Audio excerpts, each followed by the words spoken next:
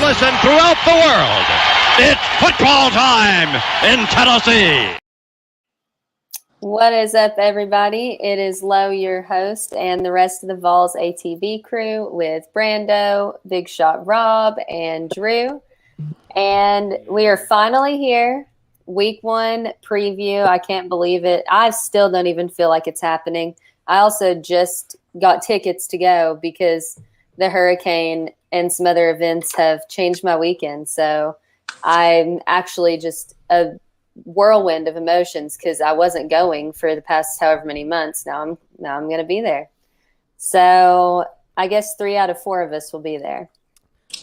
So hype. Freaking obviously the sold out Nissan Stadium. Like everything else left on the markets are verified resale tickets.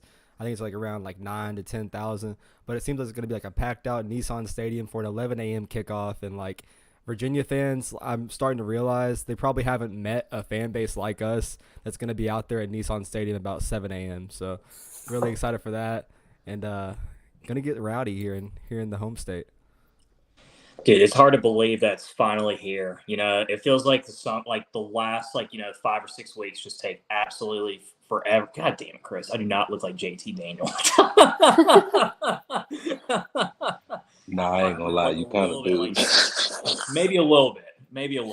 But no, game week, guys. It's finally fucking here. I'm beyond hyped, fired up, ready to watch Tennessee just beat the living daylights out of Virginia on Saturday. It's going to be glorious. And college football is finally back. Yeah, man. I'm excited too. Can't wait. It's gonna be fun. Excuse my voice. I'm a little bit under the weather, but that ain't gonna stop me. I'll be there Saturday in Nashville, ready to go. Hell yeah. And I guess 73. I'll get to meet you too, Rob, at some point. Yep. I'll be at the 7 a.m. Saturday sharp. morning. So 7 a.m. sharp, taking our tails to the Vol Club tailgate. That's what we doing.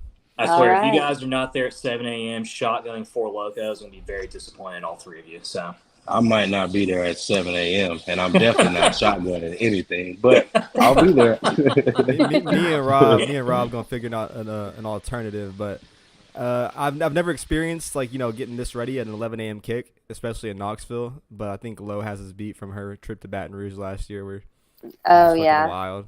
But Oh, my God. Yeah, I mean, literally, this was me in Baton Rouge last year. I met some cool people at the bar who were LSU fans the night before. We got in at like 2 a.m. I was up by 6:30, and she calls me at like 7:15. She's like, "We're coming to pick you up at your hotel. Like, are you ready? We'll be there in 10 minutes." And it just went all day long. So I am a little bit prepared for this, I will say, but it's not going to be as wild as that tailgate was, I can assure you. Nissan Stadium parking gonna be a blast.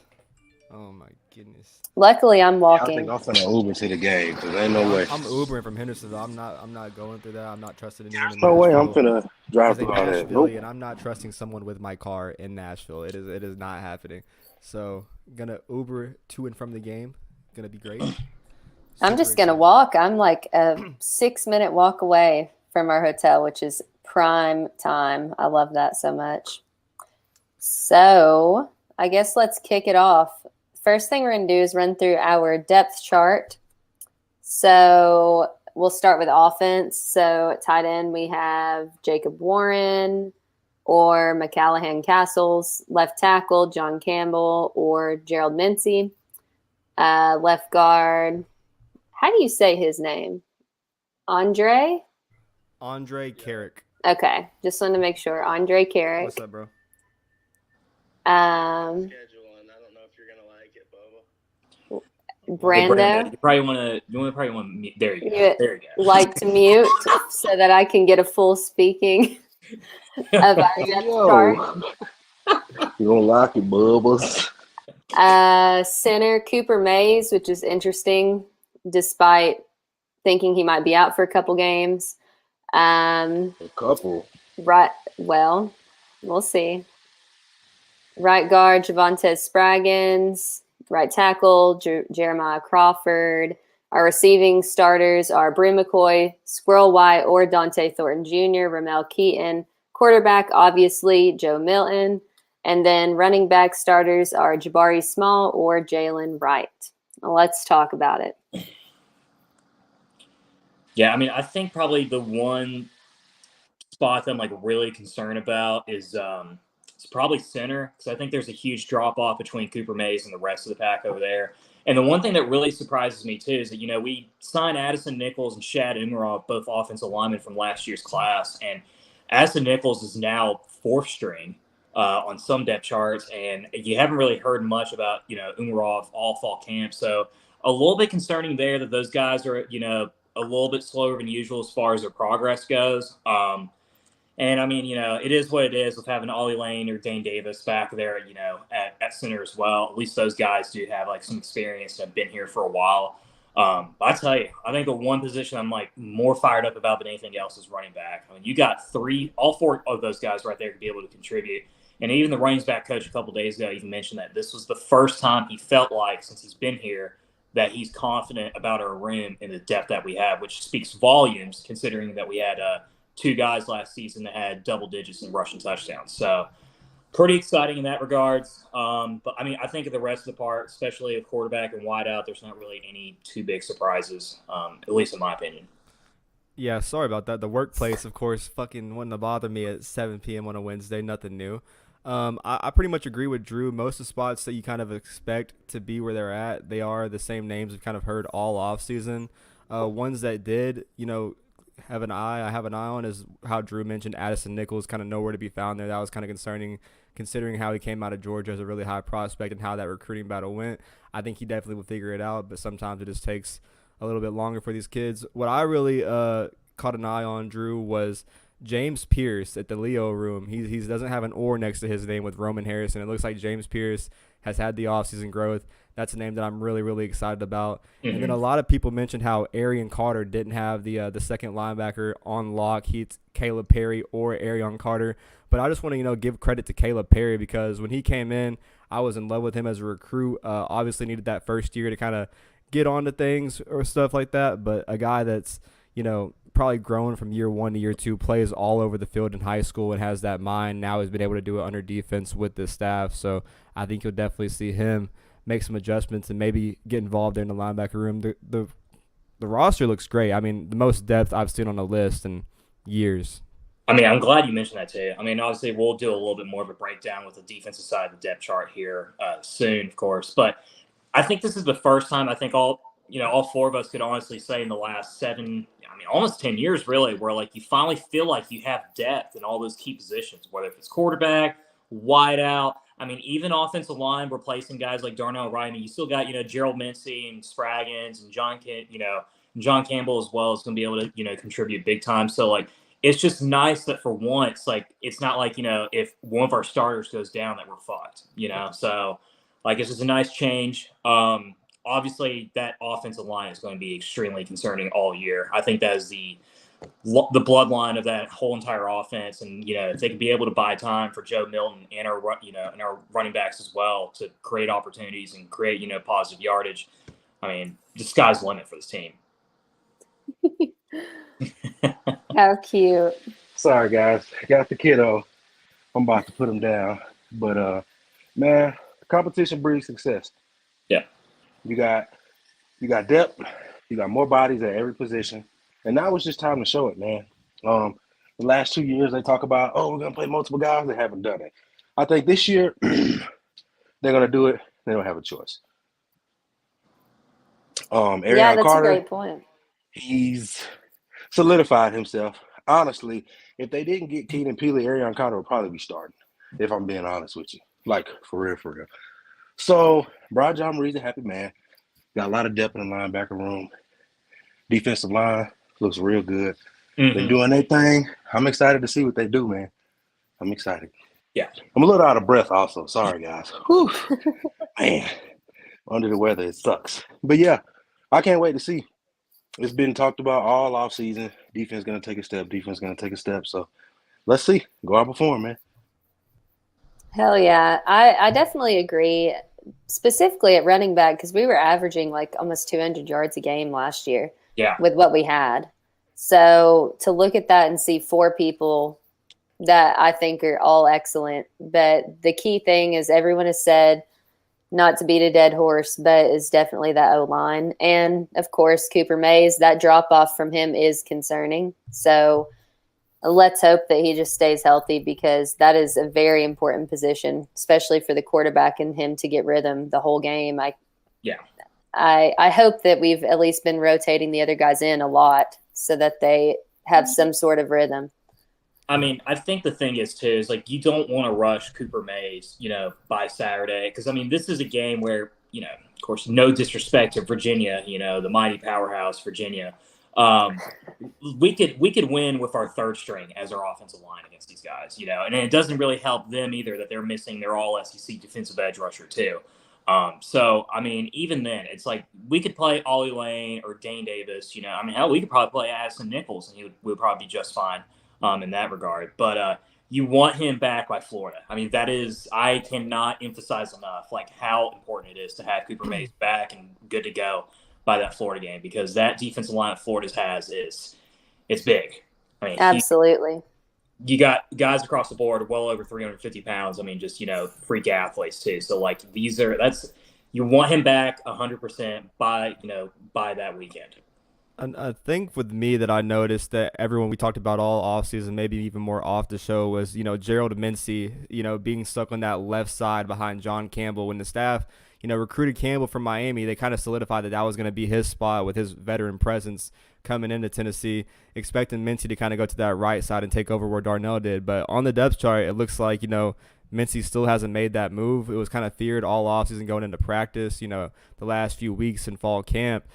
Does that, eventually happen? I think it will solidify with Tennessee what they're missing in Cooper Mays, having that, on both left and right. I think that would definitely help. But when you look at the right side, man, like Javonte Spraggins, and then you got, Jackson Lampley, Jeremiah Crawford, and behind Crawford is Dane Davis.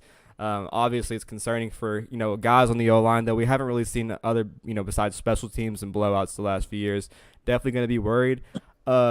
One name that's not on this, this depth chart, tight end Ethan Davis. I think he's going to play, and I think he's going to play a lot, and I think he might be one of our biggest impact true freshmen besides Cameron Selden. That guy is going to be a star, and I think he's going to be pushed early, so Ethan Davis is on my watch list. Yeah, that's a great point, Brando, for sure. Yeah, I feel very good about our offense for the most part. And then rolling into defense depth chart, obviously I'm just going to read the listed starters. So at Leo, weak side tackle, Ramon Harrison, defensive tackle, Amari Thomas, and Omar, Norman Loft, or Bryson Eason. And then defensive end, Tyler Barron or Dominic Bailey. Weak side linebacker is Aaron Beasley. Middle linebacker, Keenan Pillai. Yeah? Peely. Yeah. Okay. Sorry, I've been practicing my Italian, so pronouncing things different. Cornerback, Kamal Haddon or Warren Burrell. And Danico Slaughter or Gabe Judy Laley. Lolly. Mm-hmm.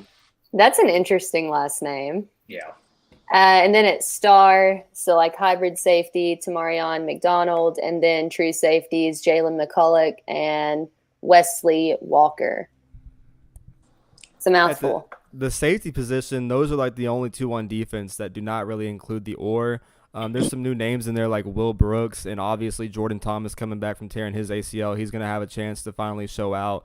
Mm-hmm. But I think when we saw in the offseason that graphic came out by PFF that had Wesley Walker at the top of the list, I don't think it might have been hyperbole. I think Wesley Walker is definitely a veteran guy from his time at Georgia Tech, got his season under last year. I think he's going to definitely have a chance to explode in this defense, and to see him and maybe even Andre Turrentine, the two mid-state natives, get a chance go out and ball, I think that's going to be really cool to see for me at least. I have high hopes for Wesley Walker. He's going to be the leader of this defense in my opinion.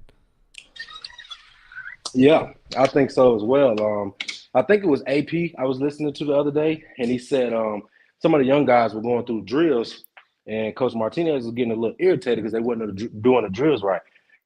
And then Wesley comes out of nowhere, does the drill the right way, and then Tamarion comes out and does the drill the right way as well. He's like, see, That's why I like those guys. That's why I trust these guys, because they do it the right way.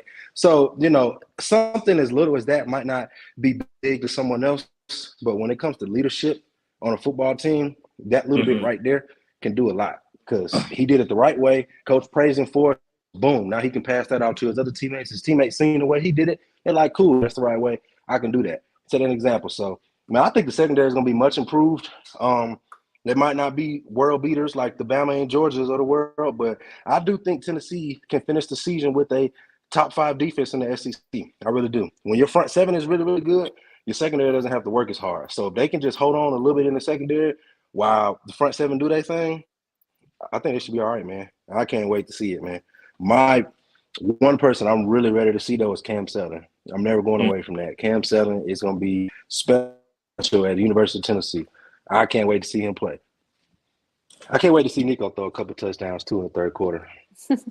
That's going to be pretty awesome to watch, too, especially. I'm telling you, the one position I'm fired out is, that left edge rusher position. When you have Roman Harrison, James Peace Jr., Joshua Joseph, and Caleb Herring, you got 4 guys right there that are just that have all the physical tools, and, play with type of physicality that could be ready, good to go.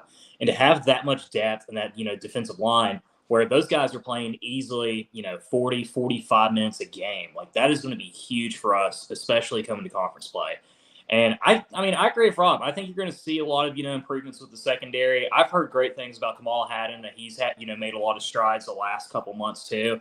And, Wesley Walker showed a lot of improvement in the last 3 or 4 weeks of last season too. So you got a lot of guys out there that, you have depth in those positions. It can't get worse than last year. I mean, my God, like it cannot get any secondary goes. And the one thing that really also excites me too is that linebacker position with Aaron Beasley, Caleb Perry, or Arian Carter. 3 guys. Really, realistically, probably 90% of other college programs would be immediate day one starters too. So just to have that much depth on defense for once is it's a game changer completely. Yeah, Omari Thomas, he made himself a lot of money last year in conference play, especially in that Alabama game where he was, able to chase down Bryce Young and, Jahmyr Gibbs last year as a defensive lineman. Dejon Terry left in the offseason. Tennessee goes and adds Omar Norman Lott, a guy that, Tennessee went after 2 years ago, but Rodney Garner finally got him this year from Arizona State, and it sounds like he's going to have an immediate impact, not having just one, but 2, veteran guys on the defensive line in the interior, having these young edge rushers that, have learned to play at the style you're playing now. I think it leads to something special coming in from the defensive line, Rodney Garner. Yeah, man, I agree. I can't wait. Honestly, if I'm being completely honest with you, I'm so sick and tired of talking about it. Like, I just want the game to just hurry up and get here already. Like, I'm so tired of talking about it, bro. Like, I feel like I'm about to go play Saturday, man. Like, also Friday morning, got a little special treat for y'all. Got something coming out, man. Your boy's on the narration side of it, so Friday morning, be looking for a gym. Friday morning. It's interesting. It's gonna be nice. Okay. That is nice. Interesting. You'll have to make sure to send us the links. I sure will. Y'all gonna love it. Brendo heard a little snippet of it, so I'll send y'all the snippet, and then we'll release the real video Friday. But I'll send y'all the snippet. Rob is turning into Ramon Foster and Trey Smith. My man is a narrator. He is the new Admiral Schofield. Bro is. Hell yeah. I think you guys are gonna love it. I really do, though, man. We just sat down, had a couple ideas, and wanted to do something special from the fan side, because you got the school that does it, former players and whatnot, but from the fan side of it, we wanted to do something. So be on the lookout for it Friday morning. Y'all gonna love it. Sweet. Yep. Can't wait. I'm ready to whip Virginia's ass. I'm ready for it. 11 a.m. God, me too, bro. I know. We've only been talking about it for like 2 fucking months now. This game cannot come soon enough. Yeah, it can't, man. It's just like at this point, the anticipation is so high, bro, that it's just like, oh my God, dude. Like, I just know for a fact that we are finna take. Well, there's no question we were gonna take over any stadium that we go. But I just know that we're about to, like, from start to finish, Tennessee is going to be rocking. Well, Nashville is going to be rocking, dude. So I just can't wait, bro. Because, oh man, I'm sweating thinking about it, dude. Literally. Nah, you just sit.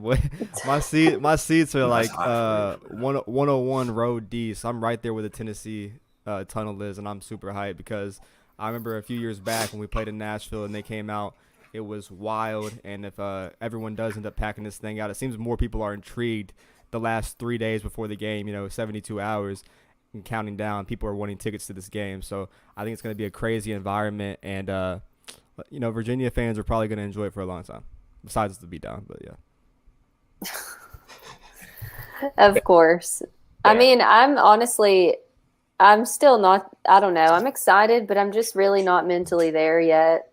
Like today I logged on to BetMGM for the first time, and I kind of forgot what I'm doing because I haven't bet since basketball.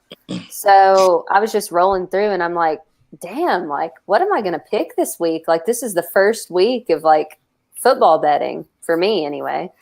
And it's just been a lot, but I'm excited I get to be there.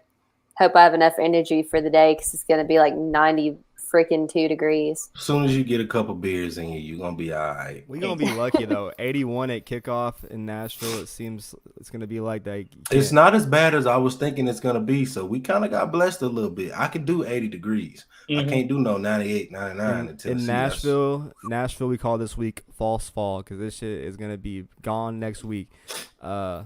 Obviously super excited, but I think that spread of 28 points is very reasonable, and I think Tennessee even covers it. I think that it's not going to be close. And after Drew mentioned earlier, the starting edge rusher, the only concern I had was, Virginia did return a few guys on the D-line. Their star guy at edge is out for the game. I think, this offense should have no problems. They will easily cover 28. It actually dropped down to 27.5 on FanDuel. I even got a parlay where I got Tennessee covering 34, and then they had the total team points at 41.5. And I think that's just free money. Tennessee is guaranteed to at least get 45 or 50 points in this game. Most definitely. No doubt. Yeah. Like Virginia, they're replacing a lot. The only thing they really returned, or people that they returned, was their defensive line. That's it. New linebackers, new cornerbacks, new quarterback, new offensive line, new receivers. And that's not to say that they can't figure it out, but I mean, game one playing Tennessee, and it's definitely going to be a home game for Tennessee, man. It's just going to be a rough environment to come into because their offensive line, like if I'm just going to call it a spade, their offensive line is hot garbage. It is. It's and awful. If the front seven is playing how, everyone's been saying they've been playing out of fall camp, it's going to be a long day for Virginia, man. They really might not score, like all seriousness. They might not score because RG's going to rotate, 14 bodies Saturday? Easily. You know what I'm saying? 14, 15 bodies going to be rotated on that D-line. And that offensive line is just going to be worn out, bro, because the physicality of the SEC is just different, man. And Tennessee ain't got no slouches no more. Like, you actually playing a legit SEC football team now, man. So, but good luck to them. They'll come, like I said before, they'll come out spirited for the first 5-10 minutes due to the tragic loss, but Tennessee gonna break that shit immediately. So I think like the one thing to look for, especially on this game on Saturday, it's like what Rob mentions. I mean, Virginia has a terrible offensive line. I think the one thing like a lot of fans need to look out for is to see how our defensive line in general is able to, get pressure to the quarterback without having any blitzes or anything like that. And this will be a good opportunity for them to build confidence as move on towards the season. With this being a Power 5 opponent. I mean, they're barely a Power 5 opponent. They really should be considered that. But, it will be good on national television, gain that confidence, take it in towards, Austin Peay and Florida as well. And so I think, I think this is a great opportunity for a lot of guys to be able to get a lot of reps. And you're not going to just see that defensively, but you're going to see that on the offensive side of the ball as well. I mean, I think Nico is probably going to be in this game easily by the start of the third quarter. That was one of my talking points. So since you kind of brought it up, I mean, how long do we truly expect our starters and specifically Joe Milton to stay in this game? I mean, just because I know that there's always the risk of injuries and whatnot, but we play Florida super early, and you want to make sure everyone has enough game reps and is on the same page before we go to the Swamp. How long do you guys expect to see everyone in, realistically? Should be done at halftime. Honestly, I'm gonna go and say like Cooper Mays, he not playing. The starters may play, the first 2 quarters depending on the outcome of the first 2 quarters. I think that Tennessee starts this game hot just like they did last year against Ball State. I think it's over from a defensive turnover where the offense just gets rolling and Virginia's dead on the field before it even gets started. I think this game is just going to be complete domination. But I think if you're, get them out by halftime or maybe 2 drives in the third quarter and then let, Nico and let the young guys rip it, I'm still confident those guys will go in and score. I mean, we saw it with him and Ethan Davis and all the new wide receivers. I think it's just, the blueprint at Tennessee right now. We're going to come out there and score a lot of points. I think it all depends on what the score is at halftime. If we're only up by 21 going into halftime, I could easily see us play our starters one drive until we, make it 4 scores. And then at that point you put in the backups. But if we're up by 24 or 28 or even 30 points at halftime, Joe Milton and the boys are done for the day. I mean, they'll put in Nico, they'll probably put in, Gatson Moore. Who knows? Maybe even Navy might get, a couple reps in there too at the end of the game too. So, I think this is a good opportunity for everyone all together just to be able to get that live game experience. And I think, it'd be good for guys like Nico, Arian Carter, Cam Selden especially. But yeah, I mean, if you're up by 4 touchdowns at halftime, you got to pull them out. Yeah, it's gonna be over, and it's gonna be over in a hurry, man. That's just the reality of it. So, good luck to them the rest of the season, but they definitely starting off 0-1 for sure.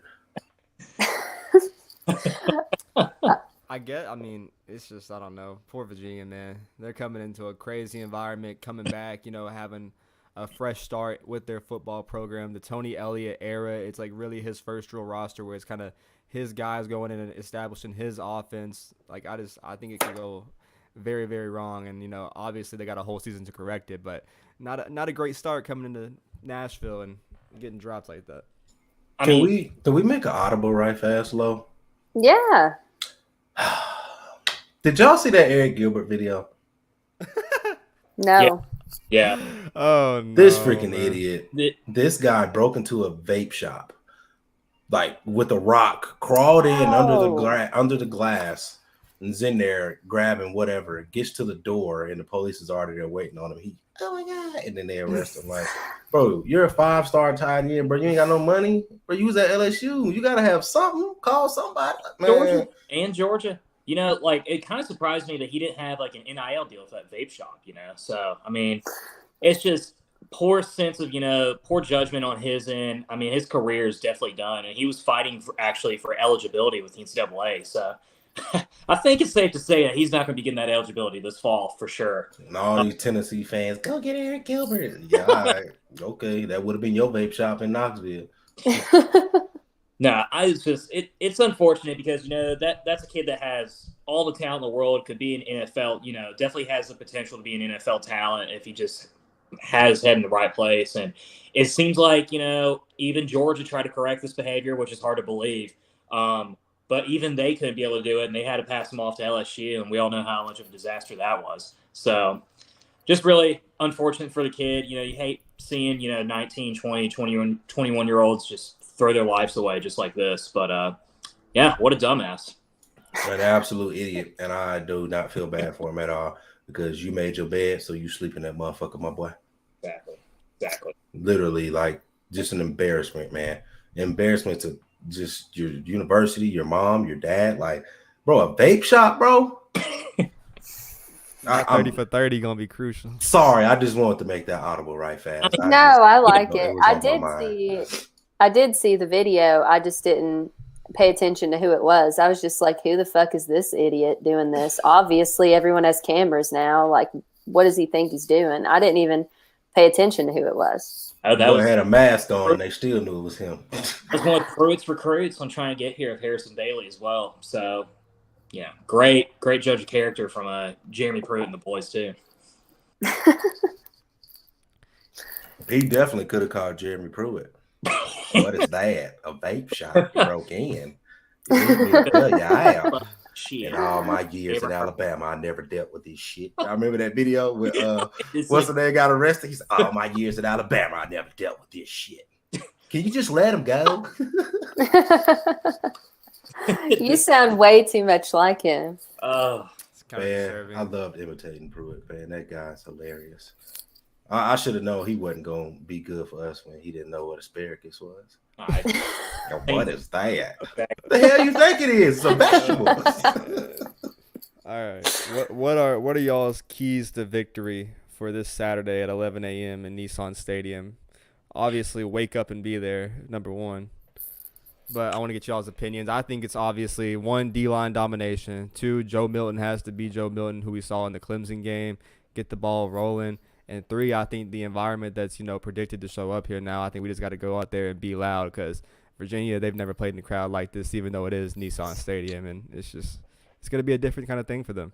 I mean, I don't know if the environment's going to really play that much of an effect on this beatdown that we're about to give them. But, I mean, yeah, just put pressure on quarterback. Defensive line needs to show up. This is a great opportunity for them to build off, and start off on the right step going into the season. Just mistake-free. I mean, I just don't want to see any holding calls. I don't want to see, any just, self-inflicted penalties with our offensive line. Another thing is just to see Joe just play just calm, cool, and collected, I mean, don't get too pressured, just play. I mean, just play your brand of football, take advantage of your opportunities that you're going to have because he's going to have several of them. And, yeah, I mean, and just win this game by, 34 points so that I can cover, and I'd be happy with that. I just want to see Joe Milton step up in the pocket and either run or throw the ball away. Those are the 2 things that I have yet to see a quarterback do under Heupel. And obviously he's an offensive guru. I'm not. But those are the 2 things I just haven't seen under Joe or under Tennessee. Well, Hendon would pull it and run, step in the pocket. But Hendon never really threw the ball away. I don't think I've ever seen Hendon throw it away. So I just wonder if you're under pressure, can you just throw the ball and get rid of it? Because it was a couple times against Clemson. I think he got a little greedy, and he should have either threw it away or take the short dunk, not have to take the long ball, But I'm pretty sure he's learned from that. You know what I mean? But neither here nor there, man. I'm sure Hype has been preaching to him all summer, man. I just want to see him throw the ball away one time instead of taking a sack. If he does that, then I'll know that it's all put together. But I've yet to see it. I talked about last week how the pre-snap penalties are going to be clutch and really important. That Tennessee with their offensive line, how they win to other environments, they can't have pre-snap penalties. It makes me think about when I saw Vanderbilt and Hawaii playing this week. Vanderbilt has no end zone. They took 7 pre-snap penalties against Hawaii in their own stadium. There's no end zone there. It's a construction site. So I mean, just go out there, be ready to play mistake-free. Obviously, is one of the most important things to do. It's not our stadium, but it's definitely one that we should, not have a problem in when we're on offense. Dude, I do want to mention about that Vanderbilt game last weekend. What was so funny about it was literally they just had the cage fence all around it. It kind of looked like a public park that they were playing at. It was just absolutely comical. The crane in the back and the jumbotron was swinging side to side because of the wind. I mean, it was the funniest, most embarrassing amateur shit I've ever seen in my life. And it's actually a disgrace that they're even in the same conference as us. It's a poverty program, man. Facts. Literally, they couldn't have their stadium ready by the season start. It should even in baseball, they got beat at home in freaking regionals in the first round. How do you win the SEC tournament and lose at home? I just don't understand how they have all these problems, and their tuition is $120,000 or more a year. What are they doing with this money? I mean, honestly. To have fine academics. Giving it to the baseball team for them to lose in the first round. Well, first they funnel it from Vanderbilt Hospital, and then they give it to the University Athletics, and then it just goes in the cycle, and they hire bonehead coaches like Clark Lee that are not meant to be SEC head coaches. But whoa. I will say this about Clark Lee. That's a bit harsh, Brando. He's a damn good football coach, considering that what he's had to deal with. I mean, he turned that team around from they didn't even win a conference game for 3 years to a 5-7 team last year. I don't like the guy. I hate Vanderbilt. Fuck Vanderbilt. But Clark Lee, he's a good coach. We're gonna have to put a little respect. I have to agree. I mean, he's done enough with what he has. I mean, now looking at next year's schedule, he's fucking doomed. He should have stayed at Notre Dame one more year, and he would have got the head coaching job instead of Marcus Freeman. That's what he should have did. He should have stayed one more year and waited. I mean, I respect anybody who wants to go be a head coach and build something like I do. I respect Clark Lee for that. But there's no way in hell I'm leaving Notre Dame to go to Vanderbilt, bro. You're going to get fired in 4 or 5 years, bro. It's going to happen because you just can't recruit like that at Vandy. James Franklin is the only person that ever recruited at Vandy very well and won 8 games back-to-back, something like that. No other coach is going to do that. It's just not going to happen. even then, he rode the coattails of Bobby Johnson's recruiting. So, like, James Franklin just caught lightning in a bottle when he was there for those two or three seasons. So, but yeah, Clark Lee, really unfortunate. Like, not even 12 months later, Brian Kelly leaves for LSU, and he doesn't even get the Notre Dame job. Just really, really tough scenes for everyone over there. But, Yeah. well, he's going to get a nice payout. You know, I mean, he's making like $1 million a year, so it'd be hard to complain about that. Yeah, Okay. definitely. Basically, what I wanted to get out of this is don't make stupid mistakes like Vanderbilt in your end zone. Just be Fair. smart. And I think we have like the tangibles. Like we should have no problems this weekend. After that injury report though, with their star edge rushing being out, I think I'm leaning the Rob route 70-14. 70-14. That is my final. I mean, Tennessee has just dominated the ACC, whether it's, basketball, baseball, or football, and I think we continue that Saturday. It's just we're going down the list like the Grim Reaper. We need to make the meme where he opens all the doors and it's all ACC teams. That's pretty much what Tennessee's doing, and it's going to continue this weekend. Definitely. Let's talk about what we think is going to happen. Like for me, I think Brie McCoy gets the first touchdown. I also think that Joe gets at least 4 passing touchdowns before he's pulled. What is some stuff that y'all would think is going to happen? Dante Thornton or Squirrel White is going to score the first touchdown. This is what's going to happen. Listen to me. All right. This is what's going to happen. Either kickoff, punt, whatever we get. If they punt it, D. Williams might return that thing. That might be the first touchdown. But here's my prediction for the first offensive possession. I think they hand it off to Jay Wright. Jay Wright breaks a 30-yard run. I think Joe hits Dante in stride. He's down at the 2-yard line. And I think Jay Wright or Jabari Small comes in and scores the first touchdown. That's what I think happens. All right. Because they love to run their football. They gonna run the football. They gonna run it 100%. Yeah, I mean, I'd agree with Rob. I think running game's going to get over 200 yards of rushing easily. I would, it wouldn't really surprise me in the slightest if this offense gets a total of, over 600 yards of total offense. So I could definitely seeing this being that type of game. We got like 700 yards against Missouri, so I don't think 600 is that really unrealistic. But yeah, 4 touchdowns from Joe. I'd say a couple rushing touchdowns from Jalen Wright. Maybe even an interception for Kamal Haddon as well. I mean, I feel like I've been seeing this game in my dreams since like the offseason happened, and I don't know, since the spring game, I really got a lot of stock in Ethan Davis. I think like I said, 5 minutes ago, Tennessee comes out hot on defense like they did Ball State, causes a turnover, and the offense just gets rolling from there. I wouldn't be surprised if a true freshman makes a name for himself with the first touchdown of the year, or Joe, keeps one like he did that Bowling Green game when he first started a couple years ago, and just the way he gets on the outside and just gets into the end zone with a read option or something, just to get the sparks flying. I think Jalen Wright, with the way his offseason has, progressed, I think that guy is going to be unstoppable. Like, he was making some guys in fall camp just look stupid the way they were missing some tackles, some veteran guys. And I think that's going to be a guy that takes it to the next level, especially after last year. I would not be surprised to see a Vanderbilt-like performance, what we did last year to them in this game against Virginia. I just don't think their defense is capable of stopping us.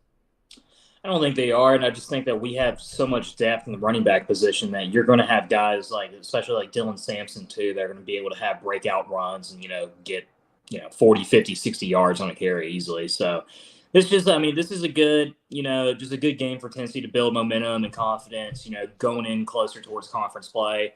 And to do it on national television, on ABC as well, is definitely going to help for recruiting, especially, even if Virginia is terrible. But yeah, I mean, they're awful. But this is a good opportunity for them to be able to, to score 50, 60, 70 points offensively, rack up those stats really quickly. And for guys like Nico to be able to get that live game action and play, D1 football level as well. Heupel is going to have a lot on his hands Friday night in the Mid-State. He's going to be making his way around some local high schools. I think he'll be by Brentwood Academy to stop by and see G-Mac, 5-star quarterback in the 2025 class that Tennessee is heavily recruiting there. So a big, Friday recruiting before Josh Heupel opens his season. And like you said, a perfect game for recruits to see. And, especially going down the weeks, a lot of these recruits base their visits off these games. So definitely going to be excited for that. Yeah, it's going to be ugly, man. There's just no other way to put it, man. Let's just put the pads on. Let's whoop that ass. Let's go home. Have a nice little celebration ceremony. Exactly. Hell yeah. I guess so we don't continue. over and over about how much we're going to destroy Virginia. Let's talk about some other games, and particularly if you're betting, what bets you like.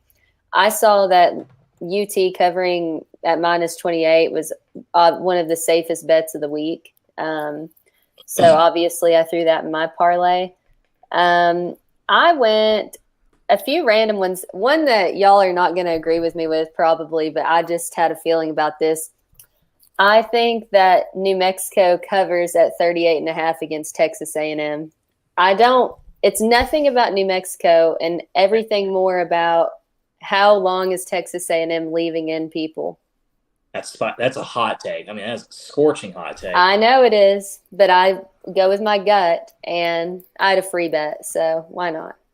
I still like Utah to keep their home win streak going. I still like them to cover and beat Florida in Utah, even though Cam Rising was ruled out today. A lot of Florida fans did their little celebration, but there's a reason why it's hard to go up into Utah, play at their elevation, go in their home stadium and beat them. And I think that this Utah team, is a lot better of a program than a lot of people have given them credit for over the last decade. I think they have a great coaching staff and an amazing fan base. Florida's going to go in there, and I think Billy Napier's going to fall on his face week 1. I got Utah beating Florida. I agree, man. They got a really good defense, and they have a really, really good offensive line. So even if your quarterback's, new, fresh, breaking into the system, whatever you want to call, you should be fine because he has weapons around him. He has a good old line to protect him, and that defense is pretty good. But Florida could be playing the count us out card and have a good season. You just never know, man. We'll see. I mean, I hope they're undefeated when we play them. I don't want them to lose. I don't want them to win, but I don't want them to lose either. I want them to be undefeated so we can come in their house and whoop that ass. That's what I want. I want Ben Griffin sold out when we whip at it. Not for real. All right. I mean, it'll be sold out. It'll be sold out. Sure. But, yeah, I mean, I saw that with the Utah-Florida game that the line actually dropped from Utah being 6-point favorites to 4.5. I snatched that immediately. I got Utah covering 4.5. That's easy money. And the over-under for that game is, surprisingly really low, too, at 44.5. I thought they would easily put the over on that. The other one that I have, which, some people think it's a little bit iffy, Colorado TCU, over under for that game, I believe, is 68 points, and I'd pick the under on that one. Granted, I know that Colorado has a lot of overhaul, got 50, 55 brand new guys in there, and from a recruiting perspective, they certainly have a lot of talent, especially if, Travis Hunter coming in, who was the number 1 overall prospect a couple of years ago. But when you have that much of an overhaul in your roster, there's no way that those guys are all able to mesh within a couple months.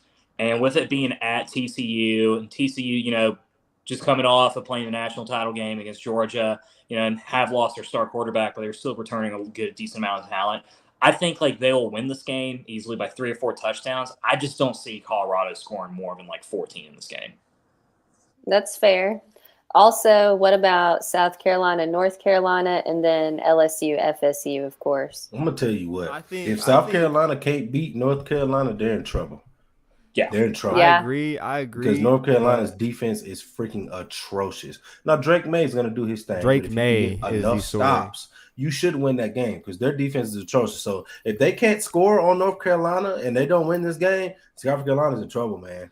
All they talked about all offseason was how, they lost their OC, but Beamer was calling plays at the end of the year last year. Anyway, this new guy apparently has come in and made it a lot simpler for Rattler. But then you got Drake May on the other hand, and I think that guy is going to be an NFL quarterback. That guy is crazy, crazy talented. He's finally having this huge development year last year. This year, I think will be one of his bigger years. It comes down to South Carolina's defense if they can stop UNC. I don't think North Carolina is very good, at the offensive line, tight end position, lead blocking compared to an SEC team. But we do know how this game has played out over the years where, North Carolina has those runs in football. College game day, week 1. If Beamer falls flat on his face, man, I would just, oh my God. I would, beautiful. Yeah. I mean, I would actually honestly argue that South Carolina game, that might be their biggest turning point game of the season, in my opinion. And just because when you look at their schedule, I mean, right after that, they have to go face Mississippi State. They have to go play at Georgia. Then they have to go play at Tennessee as well. There's a high possibility. I mean, because I don't think Mississippi State is going to be as bad as people think they will be. There's a very high possibility by that 6-game stretch that they're 2-4. I mean, it's definitely not out of the cards. Now, granted, if Spencer Rattler plays this potential, which unfortunately we had to deal with last year, they could easily be 3-1 going in towards Knoxville. And he has the talent. I mean, we saw that last season, but like I have zero faith that he's able to do that consecutively and consistently as well. And as far as the LSU Florida State game, I got Florida State money line that game.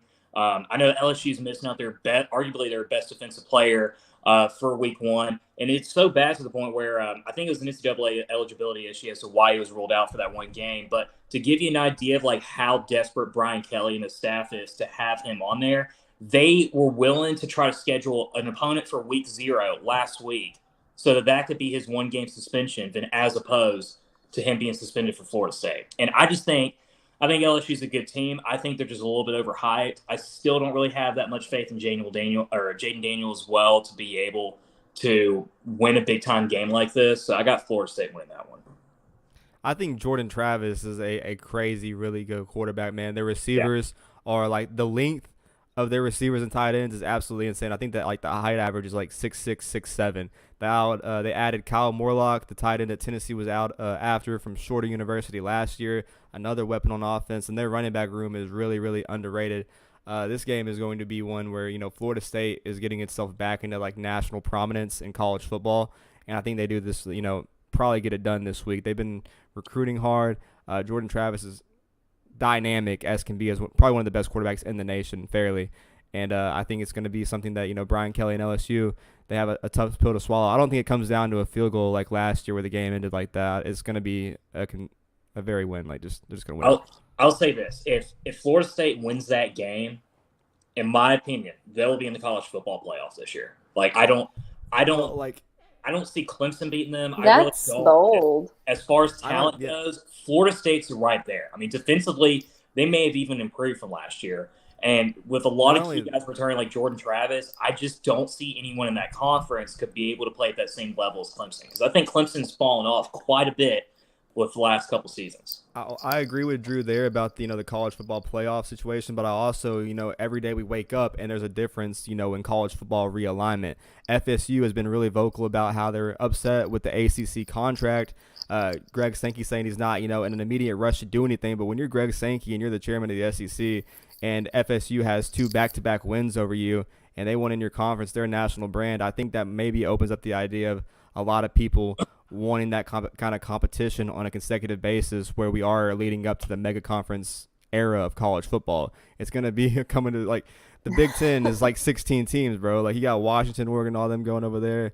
The SEC is going to do something, and I think they look at the ACC first. And I think logistically, Florida State makes the most sense too, especially considering how close they are to schools like Florida, Alabama, Auburn, and not to mention how fucking cool would it be to have like Tennessee play in Tallahassee too? I think that'd be so sick. Like that is one that I wish outside of, the beautiful 98 national championship that Tennessee would have played more often. So I think it'd be a great idea. It makes the most sense.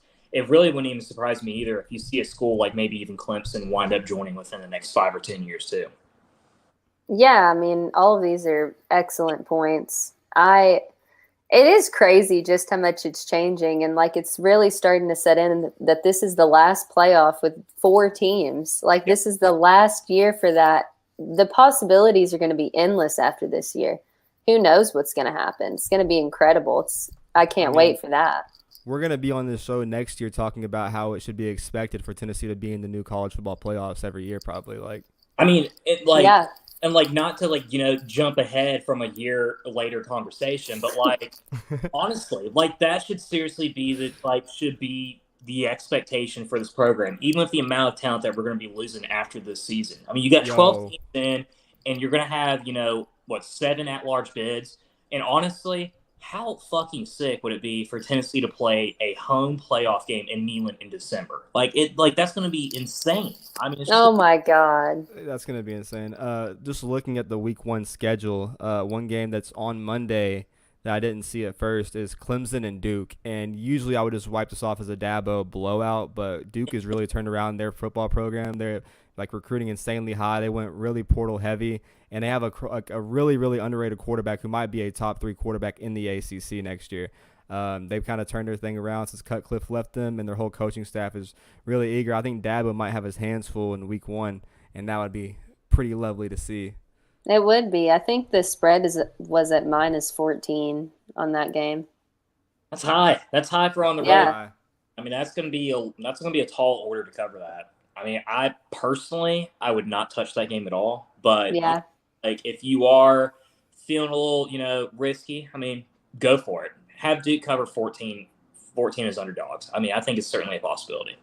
I agree with that. I'm always feeling spicy when it comes to my bets, but especially when I have a free bet, so might as well. For sure.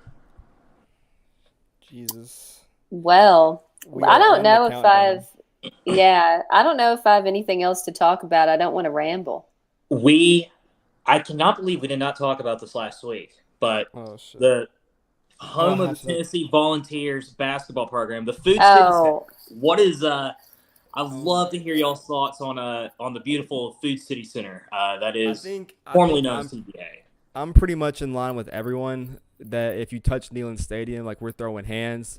This one obviously came at a shock, but a little rage at first. But when I really dove down and looked at it, the reason why Tennessee's doing it for the Vol for lifers and all of them like Drew, obviously a lot of concern. But I think when you look at the numbers, Tennessee got like a hell of a deal. Like Kroger Field is giving Kentucky less for football than we are doing for like basketball and TBA.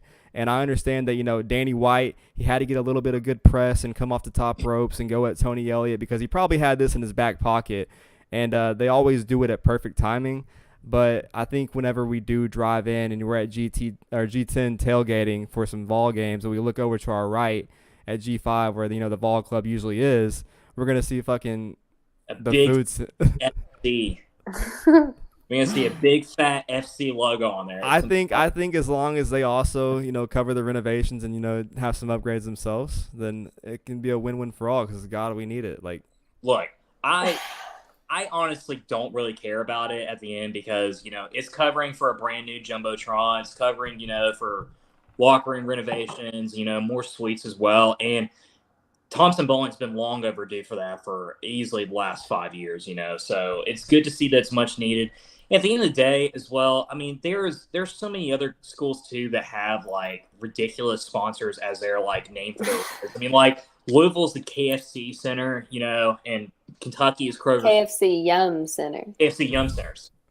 Don't forget it. Yeah.